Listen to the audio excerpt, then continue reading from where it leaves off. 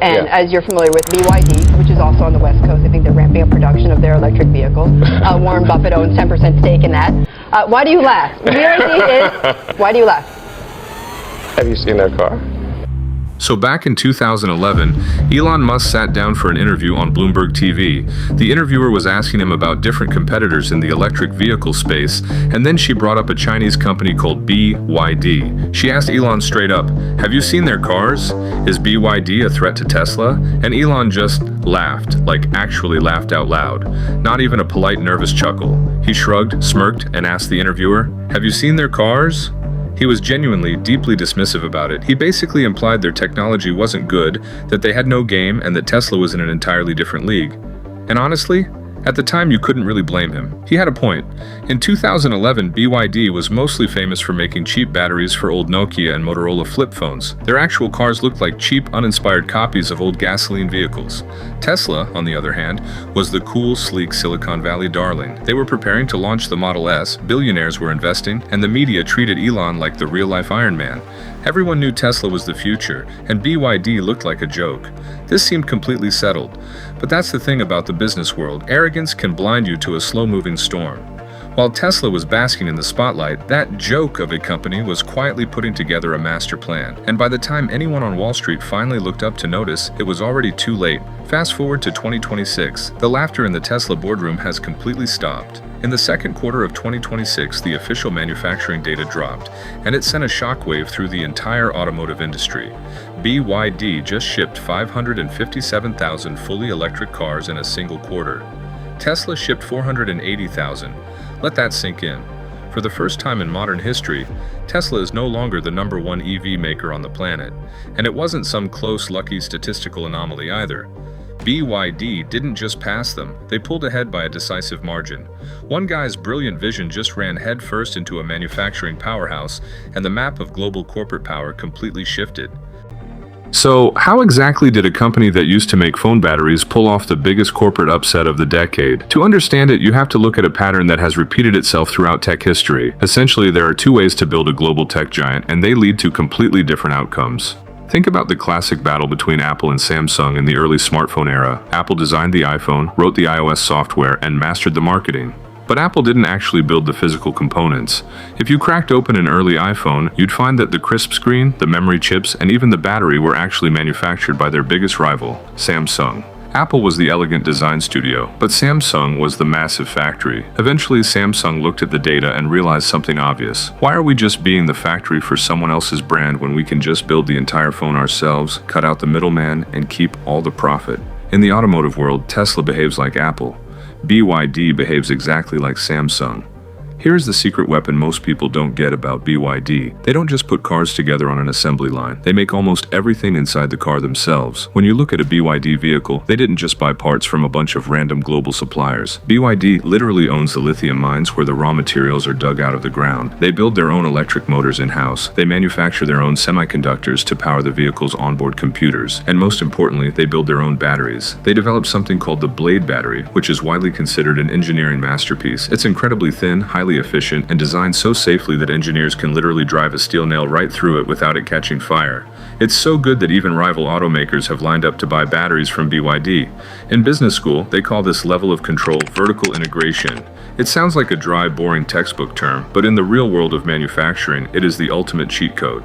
Think of it like this. Imagine you want to build a house. The traditional way is to buy bricks from one company, wood from another, glass from a third, and hire an outside contractor to piece it all together. If the lumberyard has a strike or the glass plant runs out of materials, your whole project grinds to a painful halt. Plus, every single one of those companies adds a markup to make a profit off of you, driving your total cost through the roof. Now imagine a different scenario. You own the brick factory, you own the lumberyard, you own the glass plant, and you have your own full-time construction crew. Suddenly, you aren't waiting on deliveries. There are zero middleman markups. You move at lightning speed, you control the quality of every single screw, and you control your own destiny. Tesla simply cannot do that. Elon Musk chose to focus heavily on the sleek design, the autonomous driving software, and building massive, expensive gigafactories.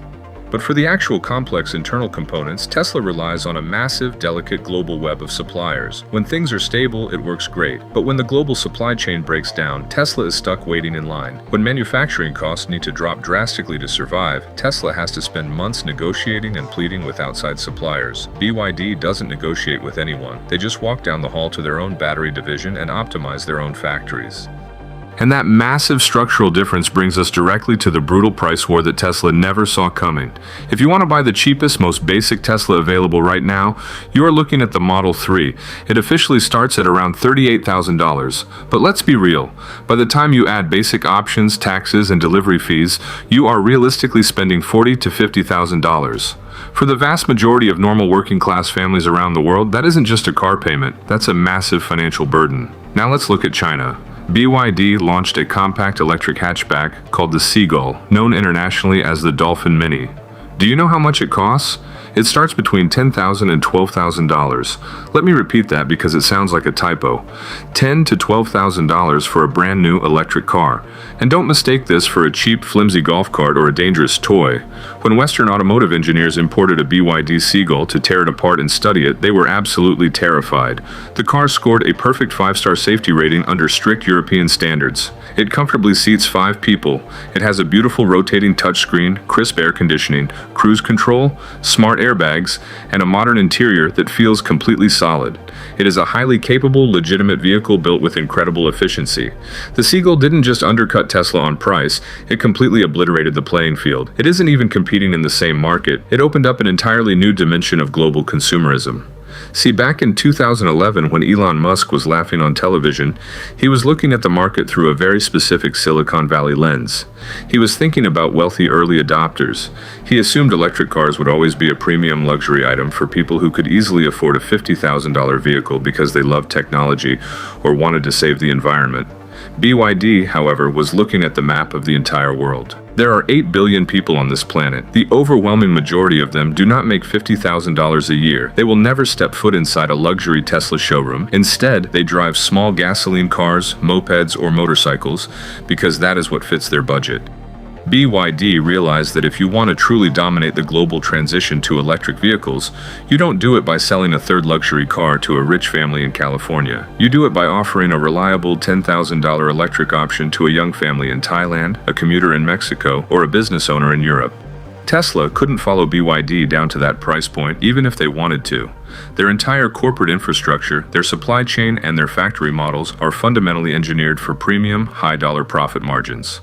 BYD's system was built from day one for massive volume, raw manufacturing scale, and brutal efficiency. And that is where the war was won. It wasn't a fight over who could make the coolest luxury sports car. It was a fight over who could electrify the global working class. But here's the most fascinating, slightly tragic part of the entire story. Tesla didn't lose its crown because their engineers gave up or because they stopped working hard. They lost it because the company got profoundly distracted by the spectacle of its own hype. While BYD was focusing heavily on the unsexy, grinding work of physical manufacturing, Tesla was chasing massive sci-fi moonshots. Over the last few years, Elon Musk has pushed all of his chips into the future. He has spent billions of dollars in years of development focusing on autonomous robotaxis, humanoid Optimus robots, and trying to achieve artificial general intelligence. Which, fine. Don't get me wrong, those are incredibly exciting, revolutionary concepts that could change humanity forever. But a prototype robot dancing on a stage doesn't protect your market share today. A promise of self-driving cars next year doesn't stop a competitor from taking your customers right now.